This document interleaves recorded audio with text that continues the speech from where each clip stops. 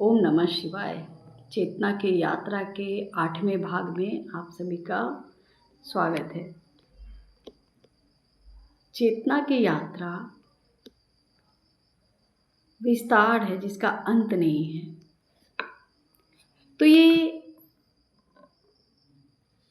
जब आप यात्रा पे होते हो, अपने अंतर मन की यात्रा, ये जो शरीर है हमारा, वो पूरा ब्रह्मांड है। उसमें जैसे जैसे ब्रह्मांड में रचना है तारों की, ग्रहों की, नक्षत्रों की, उसी प्रकार हमारे शरीर में सारी इंद्रियों की, नसों की, जितने सेल होते हैं उनकी, हड्डी, रक्त, मज्जा, वसा, मांस, ये सारा ब्रह्मांड हमारे अंदर है। और इसकी अनुभूति और ज्ञान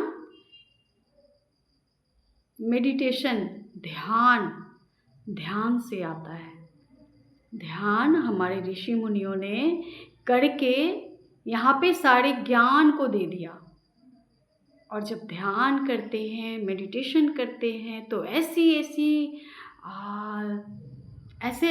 दृश्य, ऐसे सूक्ष्म तरंगे, ऐसी ऊर्जाओं से कनेक्शन होता है जिन्हें हमने अपने स्पिरिचुअल बुक्स में पढ़े होते हैं, या उस ध्यान मेडिटेशन के बाद वो खोज जब चालू होती है, तब आप निकालना चाहते हैं कि आखिर वेद, शास्त्र, गीता और इसके बाद भी कोई बुक्स है क्या? वेदों में जो कोडिंग होती है, कोडिंग वर्ड लिखे जाते हैं, लिखे गए हैं, उन्हें समझने के लिए फिर ध्यान के बाद जब आप पढ़ो तो समझ में आने वाली वो ऊर्जाओं को जीने की, महसूस करने की आपको एक कहते हैं ना, मुहर्त सर्टिफिकेट मिल जाती है कि आप जिस चीज़ को ध्यान में देख रहे हो, वो तरंगे महसूस कर रहे हो, जो ध्वनि सुनाई दे रही है, जो अनहद गूंज रहा है, वो कहाँ से आ रही है? मेरी यात्रा के दौरान मेरी खोज उसी मृग की तरह हो गई, जैसे कस्तूरी तो अंदर में है, पता भी चल गया, लेकिन अब ये खुशबू मेरे हाथ में कैसे आए, कैसे मैं जानूं, कैसे प्रमाण करूं? लेकिन ये यात्रा ही बतला देती है कि सिर्फ आप अकेले तो हो नहीं, आपके यहाँ पे 5 महाभूत हैं, पृथ्वी, अग्नि, जल, वायु, आकाश। तो उन्हीं पंचभूत जो होते हैं वो सभी सजीव हैं, जो हमें जीवन देते हैं। उन्हें और क्या प्रमाण की आवश्यकता है? पृथ्वी हमें भोजन देती है, हमारे रहने की बेस है, धरती है, धरातल है, जो हमारी अंदर ही हमारी मूलाधार तत्व है, पृथ्वी से कनेक्टेड है। तो पंच महाभूत अपनी जो विज्ञता उपस्थिति है ना, वो इतनी जबरदस्त महसूस करवाते हैं कि आप बाकी के सारे बाहरी अस्तित्व भूल जाते हो। ये चेतना की यात्रा होती है, ये कॉन्शियसनेस की यात्रा होती है। इसको जिया जब जाए तो वो आनंद, वो मदहोशी, वो दृश्य, वो सुगंध फिर इस धरती पे और कहीं नहीं मिलती। जब धरती इतनी सुंदर है, इतनी समृद्ध है, तो अब सोचो कि हमारी जो धरती के भी जन्मदाता हैं, उनके जो साम्राज्य हैं, उनमें कितने तरह तरह के दृश्य, कितने तरह के ज्ञान, कितने तरह के ऊर्जाएं, कितने रंग, वो सभी कनेक्टेड होने लगती हैं, कनेक्शन में आ जाते हैं। तो यही चेतना जो है, जो सैर करवाती है, जो यात्रा करवाती है, चूँकि आप इंट्रोवर्ट हो गए हो, आप अंतर्मुखी हो गए हो, बाहरी चीज़ें अब आपको प्रभावित नहीं करती। बाहरी किसी के भी जो इस परिवार, समाज, देश, राष्ट्र, उन चीज़ों को तो समझ लिया होता है कि ये कहाँ से डील हो रही है, क्या इसके क्या कदम है, तो इसके परिणाम क्या होंगे, और अगर आज ये परिणाम है तो इनके पूर्व के कदम क्या होंगे। सब चीज़ें देख रहे होते हो, नंगी आंखों से देख रहे होते हो, बिना एक्सट्रोवर्ट हुए, बिना बोले। आपकी वार्ता अपने आप से चलती रहती है। तो क्या सैर होती है। जो मदहोशी, जो नशा, लोग दारू पीकर, शराब पीकर थोड़ी देर अचेत की अवस्था में रहते हैं। ध्यान वो नशा है। ईश्वरत्व, ईश्वर, उनके शरणागति वो नशा है जो कभी नहीं उतरती। कोई नहीं उतार सकता इसे। वो है परमात्मा, परमेश्वर, परमेश्वरी, शिव शक्ति। आप जो नाम ले लो, सीता राम, राधे श्याम, लक्ष्मी नारायण, सब उन्हीं सत्ता को वहन करके उनमें प्रतिष्ठित होकर अपने अपने कार्यों में लगे हैं। तो ये चेतना की यात्रा बहुत मज़ेदार होने वाली है। आइए चलते हैं। मज़ेदार इन द सेंस, आप लोग इसे केवल इंटरटेन मत कीजिए, आप लोग इनसे इसके सुगंध को समझिए, जानिए, इसके आपके अंदर ये है। अपनी अपनी अनुभूति होती है। मैं यहाँ किसी की अनुभूति में कोई हस्तक्षेप नहीं करूँगी, और सबकी अनुभूतियाँ अलग अलग होती हैं। लेकिन क्या करते हैं ना संत लोग, क्या करते हैं, कृष्ण तो बहुत खेल खेलते हैं ना, कृष्ण भी बहुत खेल खेलते हैं। तो वो क्या करते हैं ना,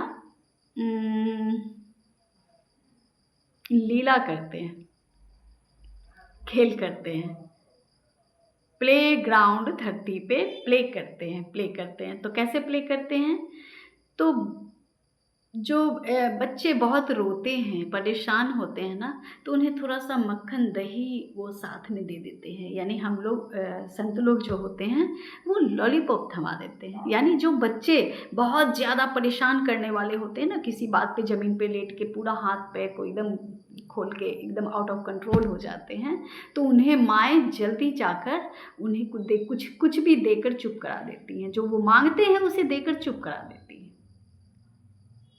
लेकिन जो बच्चा शांत होता है ना, वो चिल्लाता भी नहीं, रोता भी नहीं और ढिंढोरा भी नहीं करता, वो चिल्ला कर परेशान दूसरों को नहीं करता, वो अपने मस्त मगन खेल में रहता है।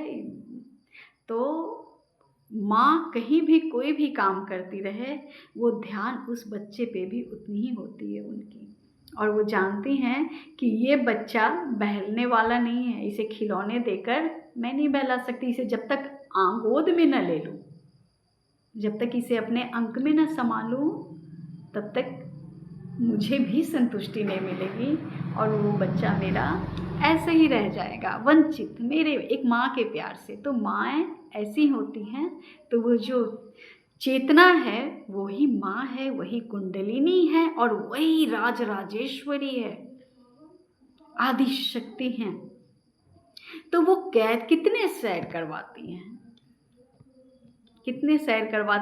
क्या कुछ नहीं दिखलाती हैं, क्योंकि वो शिव के साथ प्रतिष्ठित हैं।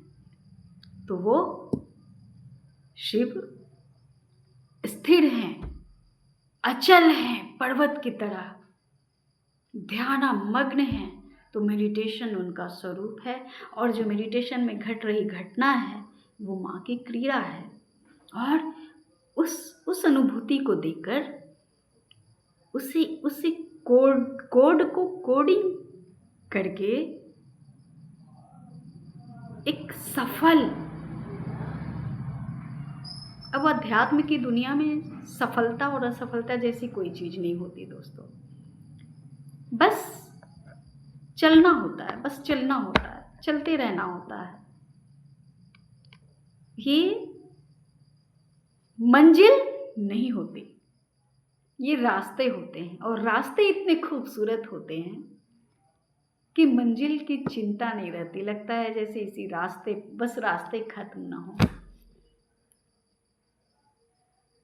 इतने खूबसूरत रास्ते होते हैं जो अन्यत्र बाहरी दुनिया में, धरती पे उनकी माया, उनकी खूबसूरती जो आप देखकर खुश हो जाते हो ना, ये बगीचे, ये फलों से लदे हुए पेड़, ये एक सुंदर स्वभाव, ये सुंदरता, ये युवतियों की यौवन खूबसूरती, युवकों के तेजस्वी, तेजिता, इंटेलिजेंसी, कर्मठता, कर्म, ये सब जो लुभावनी चीज है ना, ये उन्हीं के तो छींटे पड़े हुए हैं, तो ये इतनी खूबसूरती है। तो चलिए फिर यात्रा शेयर करते हैं आध्यात्मिक चेतना की ओर। ये चेतना किस प्रकार के ज्ञान को, कहाँ की परेशानी में एक जाल में उलझी हुई आत्मा को निकालकर कितना विस्तार दृश्य गोचर करवाते हैं।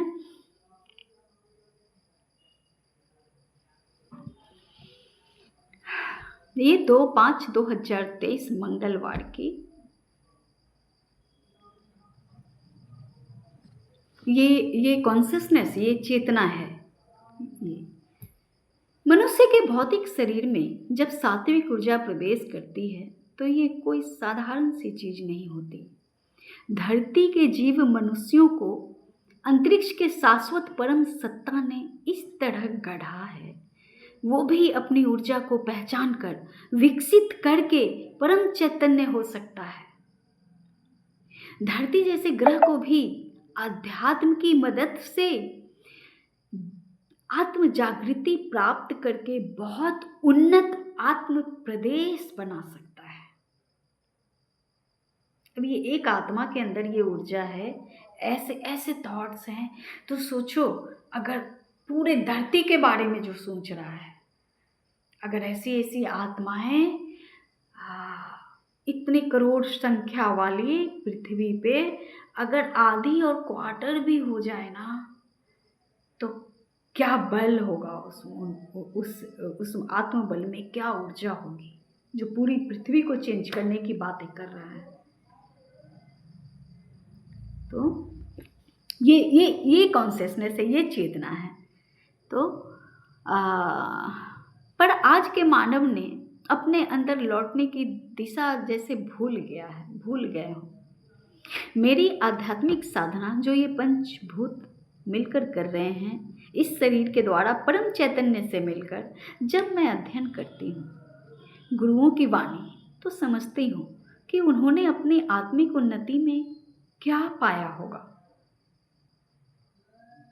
तो स्वतः सारे गुरु जो हैं, उनके रूप, उनके जन्म, उनके कारण, उनके उद्देश्य, और उन्होंने जो इस शरीर में आकर झेला वो पीड़ाओं को, वो तकलीफ़ों को, वो उस विष को पीकर जो वो दे रहे हैं इस धरती को आशीर्वाद, दृश्य और अदृश्य रूप से जहाँ है वहीं से उन्होंने थाम रखा है सनातन को, सनातन धर्म को, उस सनातन धर्म के प्रेम को वहन करके जो खुशबू एसेंस फैलाए जा रहे हैं। उन्होंने क्या झेला होगा, कितनी पीड़ा उन्हें उठानी पड़ी होगी। गौतम बुद्ध के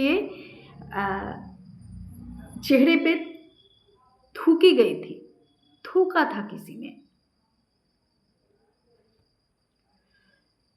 बहुत पीड़ा होती है, लोग पत्थर मारते हैं, पागल पागल समझते हैं, बहुत बहुत चीज़ों से, बहुत इस तरह की चीज़ों से गो थ्रू होना पड़ता है, गुजरना होता है, तपना होता है। यही तो तप है, यही तो तपस्या है कि उस वर्स्ट सिचुएशन में भी आप अपने आप को किस तरह अपने पैर को अंगद की तरह जमा कर खड़े हैं उस परमात्मा के नाम ऊर्जा के साथ, जो कोई हिला नहीं सके। ये होती है आत्मा की ऊर्जा। तो उन्होंने अपनी आत्मिक उन्नति में क्या पाया होगा? मेरी समझ से मार्ग कई हैं। साधना के बाद किसी एक चीज, एक ऊर्जा को अपने अनुकूल बनाना और उस ऊर्जा को चमत्कारों में खर्च करना। अब यहाँ मैंने ऐसा क्यों लिखा? जब आप साधना करते हो तो साध्य होने से पहले बहुत सारी ऊर्जाएं आपके कनेक्शन में आती हैं।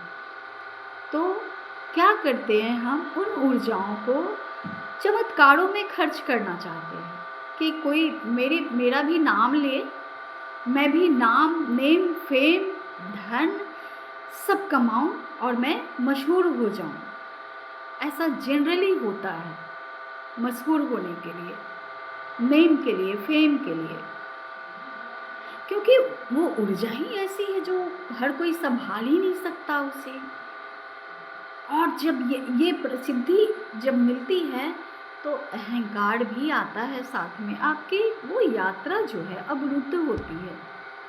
अब जो आपके अंतर मन के उस परम कनेक्शन के साथ यात्रा है वो उस टाइम में अवरुद्ध होती है, क्योंकि पूरी तरह चेतना जागृत होकर जब साध्य बन जाते हैं तब चमत्कार दिखाने की नहीं सोचते। चमत्कार होती है, खुद ब खुद घटित होती है। फिर आप नहीं होते हो दिखाने के लिए।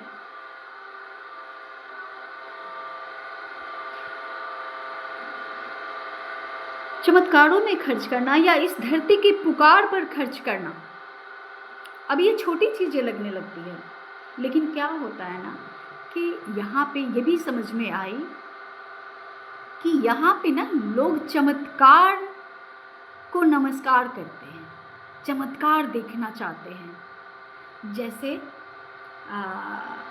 धीरेन्द्र कृष्ण शास्त्री, अब वो इतनी बड़ी ऊर्जाएं हैं, वो इतने बड़े सत्कार्य करने के लिए आई हैं धरती पे कि पूरी सनातन को एकत्र करना चाहती हैं, सनातन की इस्टेब्लिशमेंट के लिए, कि पुनः हमारा धर्म सनातन अपने 4 पैरों पे खड़ा हो और सभी एक हो। और तो उन्हें जो है ये जो दरबार लगानी पड़ी और चमत्कार दिखाने पड़े, वो इसलिए कि लोग चमत्कार के वशीभूत होकर खींचे। क्योंकि बहुत दुख है दुनिया में, ये इसे संसार ही दुखालयम कहा गया है। ये संसार दुख है, संसार दुख का कारण है और सभी दुखी हैं। अनगिनत दुख से आच्छादित ये संसार है। तो जब तक उनके दुखों का निवारण नहीं होगा तब तक वो विश्वास नहीं करेंगे, मानेंगे नहीं। और जब मानने लगेंगे तो तभी तो उस चीज के पार जा सकेंगे, सोच पाएंगे।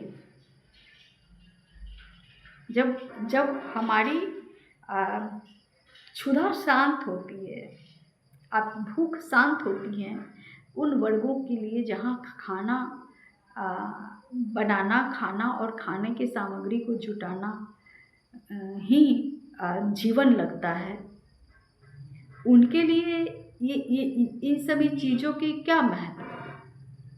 इनकी कोई महत्व नहीं है, क्योंकि उन्हें तो सरवाइव करना है, जीवन जीना है।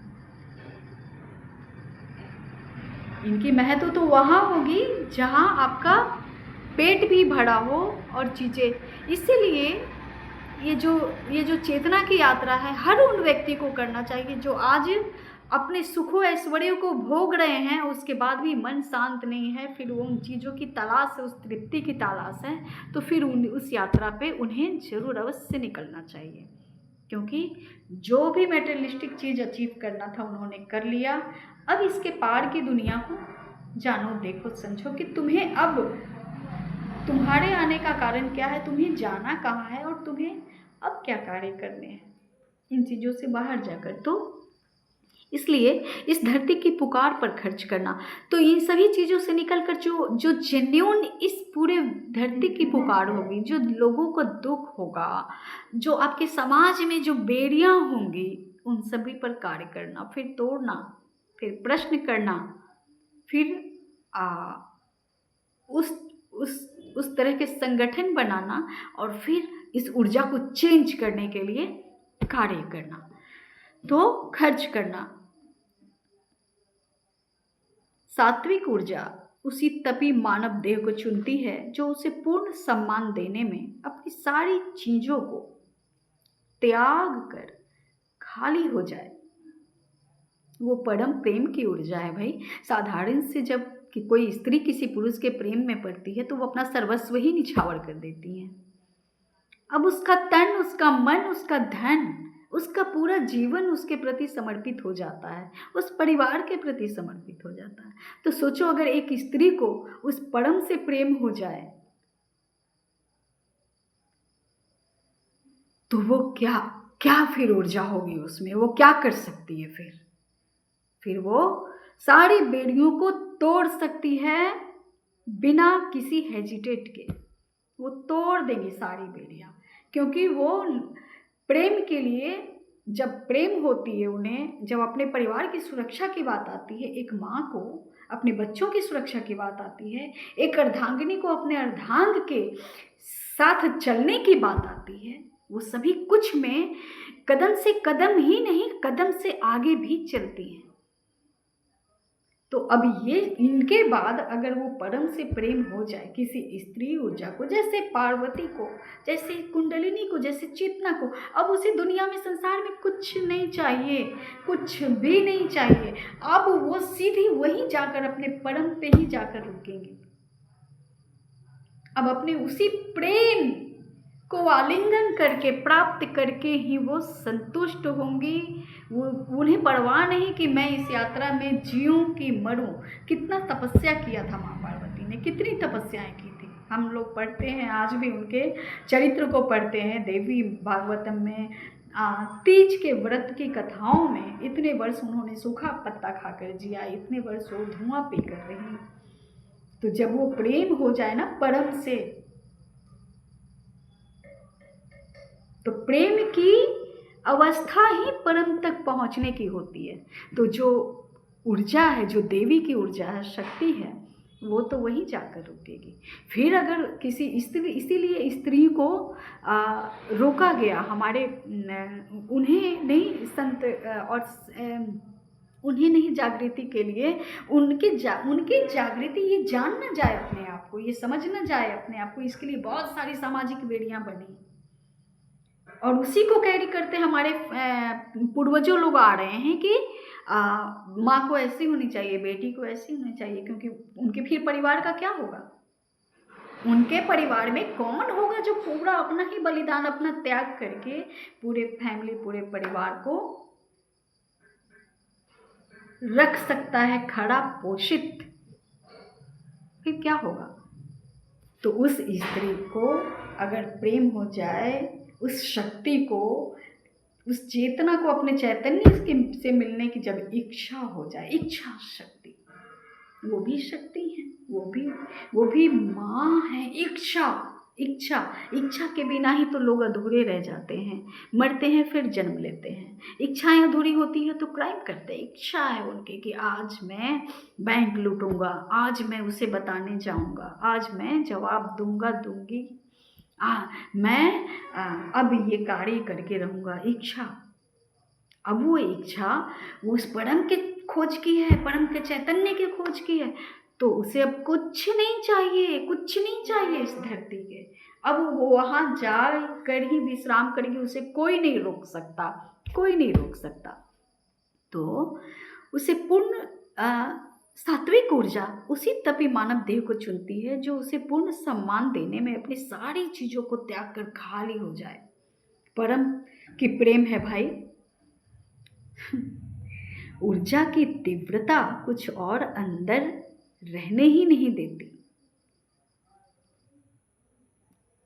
शक्ति जो होती है ना, और जब शक्ति देवी की हो, जब वो शिव के साथ हो, तो उसके बाद तो कुछ रहता ही नहीं ना, कुछ रहने ही नहीं देंगी वो, कुछ भी नहीं रहे। वो पूरी तरह से पहले ही आपके बॉडी डिटॉक्स होने के बाद आपके शरीर के हर सूक्ष्म लेवल पर काम होगा। 7 प्रकार की शरीर होती है हमारी, 7 शरीर पे सूक्ष्मता से सारी यहाँ की जो कोड कनेक्शन होता है ना, नाभि जो जुड़ी होती है माँ के नाभि से बच्चे के नाभ, तो यहाँ संसार में आने के लिए उसे माँ के नाभि से अलग किया जाता है।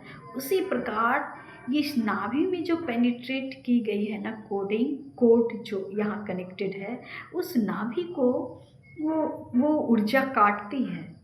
जब नाभि काटती हैं तो वो अपने ऊर्जा करंट को भरती है। अब वहाँ से, अब आपका कनेक्शन वहाँ से है। अब यहाँ से डिटैच प्रेम के साथ, कृतज्ञता के साथ कि माध्यम इस परिवार, माता पिता और जिस परिवार में मैं आई और हमारे जीवन में जो आए उनके प्रति थैंक्स, धन्यवाद कि आप सभी ने मिलकर मुझे मेरे मार्ग पर मदद की। इन सभी के कारण ही मैं इस यात्रा को प्राप्त करने के लिए इतनी ललायित हो गई कि और कुछ नहीं सूझा। इतने अच्छे टीचर्स, सबको धन्यवाद। तो कुछ और अंदर रहने नहीं देती। सबको थैंक यू, सबको धन्यवाद, टाटा बाय बाय बोलकर अगर आप देह में हैं तो अपने कर्तव्य फर्जों को निभाते, बहुत अच्छे से प्ले करते हो, फिर तो कृष्ण के खेल बन जाते हैं वो, फिर तो लीला बन जाती है। तो मानव के रहने की ग्रह पृथ्वी के गुरुत्वाकर्षण के घर्षण से उत्पन्न सारी अवशेषों को समूल मिटा देती हैं, अस्तित्व विहीन कर देती हैं, अस्तित्व विहीन कर अपने रहने की इजाजत लेती हैं। फिर अगर आप फिर इजाजत देते हो ना कि हाँ मैं चुनता हूँ आपको हर हाल में, हर परिस्थिति में, चाहे स्थितियाँ जो हो, जैसी हो, अब मेरी शरीर रहे न रहे, खत्म हो जाए, जैसी भी परिस्थिति हो, लोग बहुत बातें बनाएं, बातें करें, आप सबसे संसार में बुरे हो, आप बिल्कुल काम के नहीं, कुछ भी हो, लेकिन आप एक ही चीज़ को चुनते हो कि नहीं मैं हर हाल में आपको चुनता हूँ, तो वो फिर उसके बाद फिर आगे की यात्रा भी होती है। वो इसलिए कि यहाँ धरती पर एक सामाजिक पारिवारिक वर्ग के गर्भ से इंसानी देह उत्पन्न हुआ है। अंतरिक्ष के ब्रह्मांड के जो धरती का पिता है, उनकी अंड से बना ये धरती जो एकमात्र पिंड था, उस पिंड को विकसित होने में करोड़ों वर्ष लगे। अब ये चेतना क्या सैर करवा रही है कि जब इस धरती को विकसित होने में जो एकमात्र पिंड था, अभी करोड़ों वर्ष लगे, जब केवल ये कही जाती है कि केवल आग की धधकती एक गोले के रूप में थी। उसके बाद पूरी तरह से वो फिर एक अंधकार थी, केवल कीचड़ ही कीचड़ था। जब वो ज्वालामुखी शांत होती है तो केवल कीचड़ था। तो उस पे से जीव उत्पन्न होने में जब करोड़ों वर्ष लगे और मानव सभ्यता आने में जब यहाँ तक पहुँच गए, तो उन करोड़ों वर्षों में धरती पर रह रहे जीवात्माओं में इंसानी जीव ने जरूरतों पर, साधन जुटाने पर, जीवन को आसान और उन्नत बनाने पर इतना ध्यान देता आया कि पीछे मुड़कर देखना तो दूर, स्वयं को भी पीछे छोड़ आया। हम सभी स्वयं को छोड़ आए पीछे और आगे जद्दोजहद की यात्रा है। इस रिश्ते नाते संबंध बातें सब ठीक है, सब अच्छे हैं, क्योंकि आप आए भी तो इसी देह में हो, माध्यम है सब, लेकिन इसे प्ले करो, निभाओ। तो वो भूल गया कि वो ब्रह्मांड का अंश है, उसी का पुत्र है, उसके अंदर एक तत्व जो उसे यहाँ तक लेकर आया कि वो सोच सकता है, व्यवहार कर सकता है, चीजें बना सकता है, बिगाड़ सकता है, अपने तरह के जीवन को जन्म दे सकता है। इंद्रियों के भ्रम जाल में उलझकर प्रबल आत्म तत्व को भटका चुका है। इंद्रियां, इंद्रजाल, अपने ही इंद्रियों के वशीभूत होकर अपने आत्म तत्व जो है उससे भटक चुका है। उसे आज ये पता ही नहीं है कि वो अपने आत्म तत्व पर काम करके क्या क्या पा सकता है, कहाँ जा सकता है, कितनी ऊंची उड़ानें भर सकता है और क्या पा सकता है। हमारे जो ग्रंथ और वेद थे वो अंग्रेजों के शासन के बाद उसे ले जाया गया, और विदेशियों ने इस पर काम करके कितने इनोवेशंस किए हैं, बहुत सारे इनोवेशन किए। और हम क्या करते हैं, ठीक वही एक परिवार जैसी बातें होती हैं कि हम अपने ही लोगों को, अपने ही चीज़ों को तुच्छ समझते हैं, फॉर ग्रांटेड ले लेते हैं, उसके महत्व को नहीं समझ पाते, नहीं जान पाते कि इससे क्या हो सकता है, इसके साथ से, इसकी मेहनत से क्या नहीं मिल सकता, क्या क्या प्रोग्रेस हम कर सकते हैं, कैसे अपने संसार को बना सकते हैं। उसी तरह भारत के लोगों ने भी अपनी ही चीज़ों को नहीं समझा, नहीं जाना, और ये बाहर ले जाकर इस पे शोध हुए, इस पे शोध होकर कितने इनोवेशंस हुए। आज एलियन तक पहुंच गया, अंतरिक्ष तक पहुंच गया, यान बनाए और सारे ग्रहों पर जीवन खोजी जा रही है। बहुत सारे ने तो अपने ग्रह को वो करवा लिया, उस जगह पर अपने हस्ताक्षर कर दिए कि ये मेरी है। तो ये सब जो उड़ानें भर रही हैं और जो ये इतने कमाए जा रहे हैं, क्यों? क्योंकि भारत अपनी मूल्य नहीं जानता। भारत के लोग सिर्फ उपयोग किए जाते हैं विदेशियों से, यानी विदेशी जो बुद्धि है, बुद्धि दूसरे बुद्धि जो है आकर हायर करती हैं, उसके बदले में पैसा देती हैं, और उसके बदले में वो कीमती चीज़ लेकर वो लैब में बच्चे बना रही हैं। ये बुद्धि का काम है, लैब में बच्चे बनाना। अगर भारत इस चीज़ को समझता जानता तो ये लैब में बच्चे नहीं बन सकते। ये प्रकृति नेचुरल चीज़ें हैं। ये रोबोट ही तो है जो इस तरह विदेशी जो हैं, जो इतने इनोवेशन कर रहे हैं, वो उनका दुरुपयोग बहुत तरीके से किया जा रहा है। जितनी चीज़ें यहाँ मिली हमें ना, जितने आविष्कार हुए, जितनी चीज़ें मिली, जितनी स्टेशंस बन गए सारे ग्रहों पे, उसके बाद एलियन को कैप्चर करके रखा हुआ है अमेरिका। तो अब रिवील करने वाला भी है कि एलियन पे अपने एक दस्तावेज को सामने लाने वाला है, और अब चर्चाएं शुरू हो गई हैं। तो तब आपको पता चलेगा कि अब पता चल ही रहा है ना, ये इंटरनेट से, यूट्यूब पर जो आप देख रहे हैं, समझ रहे हैं, जितनी दस्तावेज, जितनी कहानियाँ कही जा रही हैं, जितने सुन रहे हैं ज्ञान, ये सब क्या है? ये चेतना अपना कार्य कर रही है। क्योंकि अगर अपनी चीज़ों को हमने मूल्यवान समझकर अपने तप को, अपने जीवन को उस तरह से लगाया होता है खोज में, इनोवेशन में,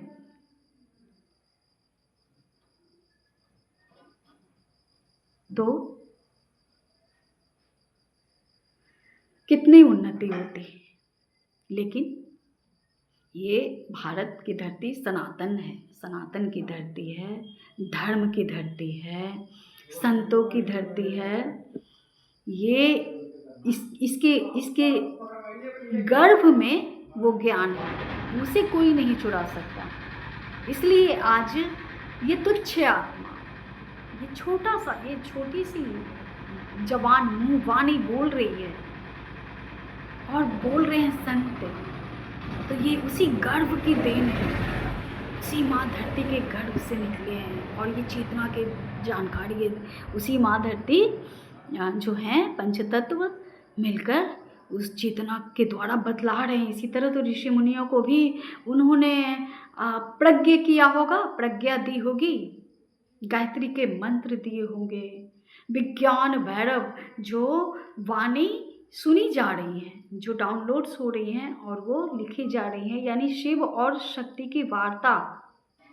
मेरी जो यात्रा थी, जर्नी, मुझे जाकर कहाँ मेरी चेतना को बिल्कुल भी संतुष्टि मिल गई, मोहर मिल गया। मैंने जब विज्ञान भैरव तंत्र पढ़ा, उनके वो पढ़ा जो आगम है, जो शिव की वाणी है, और जो भैरव हैं वो शिव जो भैरव के रूप में है, और देवी उनसे प्रश्न कर रही है और वो उत्तर दे रहे हैं। यानी ऊर्जा, ज्ञान जो है वो ऊर्जा को मिल रही है और ऊर्जा फिर संप्रेषित कर रही है किसी देह को चुनकर, और वो लिखी गई हैं। क्षेमराज की पुस्तकें हैं, आप लोग पढ़िएगा ज़रूर। नहीं तो मेरी चैनल पे भी विज्ञान भैरव तंत्र के एपिसोड्स हैं, लेकिन उसे मैं पूर्ण नहीं कर पाई हूँ। अब ये भी एक विज्ञान भैरव तंत्र है, आप इसे भी मान सकते हो, लेकिन वो पढ़ने से, ये तो मेरी बोली हुई है, तो आप लोगों को ज़्यादा विश्वास जगाने के लिए आप लोग विज्ञान भैरव तंत्र को या तो पढ़िए या मेरे चैनल पर जाकर देखिए। मैं इसे कंप्लीट करूँगी आगे भी। और भी यूट्यूब्स पर चैनल हैं जो विज्ञान भैरव तंत्र के बारे में बतला रहे हैं, उनको भी आप जाकर ज़रूर देखें। ठीक है, तो मैं फिर से आती हूँ कि ये उन्नत बनाने में वो सारी चीज़ों को अपने भूल गया, अपनी मेटेरियलिस्टिक लाइफ को इकट्ठे करने में वो स्वयं क्या है, क्या ऊर्जा है, वो भूल गया। वो शांति है, परम शांति है, परम आनंद है, परम ऐश्वर्यशाली है, परम बली है, वीर बजरंग बली की तरह, अंगद के पैर की तरह एक जगह पैर जमाने वाला है, बस सब कुछ है वो। और इंद्रियों के भ्रमजाल में उलझकर प्रबल आत्म तत्व को भटक चुका। उसे आज ये पता ही नहीं है कि वो अपने आत्म तत्व पर काम करके क्या कर सकता है, क्या पा सकता है। लेकिन क्या नहीं कर सकता, कहाँ नहीं जा सकता, क्या कुछ नहीं पा सकता, इन शब्दों में उन नजरियों का फेर है जिस नजरिए को महत्वाकांक्षा ने गढ़ा है। अपने लाइफ से 9 शब्द को खत्म कर दीजिए। जब भी आप सोचे ना, सिर्फ एसेंडिंग प्रोसेस में सोचिए, 1 के बाद 2, 2 के बाद 3, 3 के बाद 4, 10 तक। आप वापस 9, 8, 7 न पढ़ें, मतलब आप अपने भूत में न जाएं, आप सिर्फ आगे आगे काम करते जाए। सफल व्यक्ति भी वही होते हैं अपने लाइफ में, मेटेरियलिस्टिक वर्ल्ड में भी सफल वही होते हैं जो अपने भूत से शिक्षा लेकर और आगे की ओर एसेंड होने को ज़्यादा फोकस्ड रहते हैं। तो ये आध्यात्म की यात्रा में है, वो छोटे से बिजनेस, व्यापार, नौकरी, डॉक्टर, इंजीनियर, वैज्ञानिक को जो ऑब्जर्व करने वाला है, जो जहाँ से वाणी आई है देखने वाले हैं, वो जो है फिर वो अध्यात्म की यात्रा है। अध्यात्म से ही सारे विज्ञान निकले हैं, सारे ज्ञान आई हैं, केमिस्ट्री, फिजिक्स, मैथ, सारी चीज़ वहीं से, वो जननी है, सनातन जननी है। तो जिस नजरिए को महत्वाकांक्षा ने गढ़ा है, आध्यात्म संवेदना और मानवता ने नहीं। संवेदना मानवों में होती है, महत्वाकांक्षी मानव के अंदर, मानव उससे जल्दी पकड़ता है और समझ नहीं पाता कि मैं महत्वाकांक्षी हूँ। हम सभी को चाहिए कि बहुत सारे मोटिवेशन स्पीकर्स, गुरुओं के चक्कर में ना पड़कर शुरुआत अध्यात्म, जो शुरुआती चीज़ होती है ना, वो मौन ही होता है। अध्यात्म, अकेले रहना, आत्म अध्ययन करना और स्वयं का अध्ययन, और वेदों का, गीता का सहारा लेकर वो स्वयं आपको अपने गुरु तक पहुंचा देंगे। इससे अच्छी यात्रा नहीं होती, जर्नी नहीं होती, बहुत चांस रहता है कि भटक जाए। लेकिन आप जब ये सभी चीज़ें, इस तरह की वाणी जब आप लोगों से रिलेट करती हैं, तो आप लोग कनेक्ट होते हो वेदों को, फिर वेदों की ओर ध्यान जाता है, फिर विज्ञान भैरव तंत्र की ओर, फिर गीता की ओर ध्यान जाता है। तो जब ध्यान जाता है तो आप लोग को पता चलता है कि मेरी डेस्टिनेशन यही है। यही तो एक शांति देती है और फिर ऊर्जा भी होती है। तो चलिए फिर मिलती हूँ। आप लोगों को अच्छा लगा तो कमेंट करें। आप लोग अपने विचार बताया कीजिए कमेंट में, मुझे बहुत अच्छा लगेगा। मुझे और भी मोटिवेशन मिलेगा कि मैं और भी अपनी अनुभूतियों को साझा करती रहूं, और जो अनुभूति सिर्फ मेरी पर्सनल नहीं है, जो वर्ल्ड लेवल पे है, उन अनुभूतियों से अवश्य आप लोग साझा करना चाहते हैं। मिलती हूँ आपसे नेक्स्ट वीडियो पे, तब तक के लिए ओम नमः शिवाय। आप सभी पे परमात्मा की परम कृपा बनी रहे।